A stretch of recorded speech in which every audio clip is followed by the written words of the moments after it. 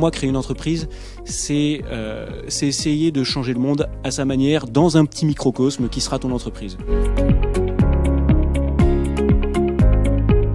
Le déclencheur pour moi, c'était de me dire, mais j'ai 25 ans, j'ai jamais entendu parler de ce produit qui est naturel, puissant, comment n'ont-ils pas réussi à me toucher s'il y en a qui en vendent?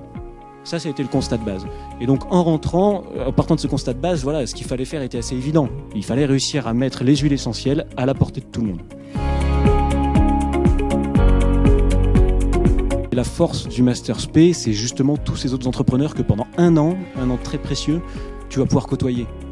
Et tu vas pouvoir, c'est bête à dire, mais voilà, ok, j'ai vendu 5 flacons cette semaine, les mecs. J'ai vendu 5 flacons. Mais à qui tu le dis d'autres, sinon à d'autres entrepreneurs qui comprennent que 5 flacons, c'est beaucoup? Et la deuxième chose que m'a apporté le master, très clairement, c'est le coaching. J'ai d'abord été coaché par Jean-François, puis par Éric Langrenier.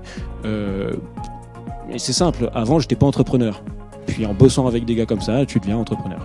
Quand j'ai quitté ce Master Spé, finalement, on avait déjà un site web qui tournait depuis 6 mois, avec du chiffre d'affaires, peut-être, je sais plus, 700-800 clients. Enfin voilà, il y avait déjà une équipe qui tournait. On était à Centrale, à ce moment-là, l'incubateur de Centrale. Et voilà, on en était à ce stade-là, et avec le désir de lever des fonds pour consolider les premiers retours de marché qui étaient très positifs.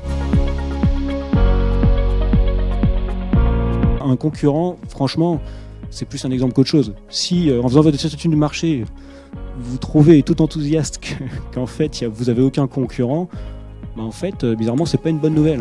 C'est vraiment pas une bonne nouvelle du tout. S'il n'y a pas de concurrent, c'est probablement qu'il n'y a pas de marché.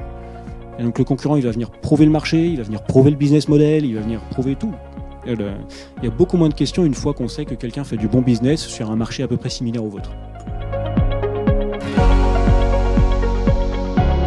Le seul facteur qui fait que vous allez devenir bon ou médiocre, c'est la niaque et l'audace que vous allez mettre dans chacune de vos actions au quotidien.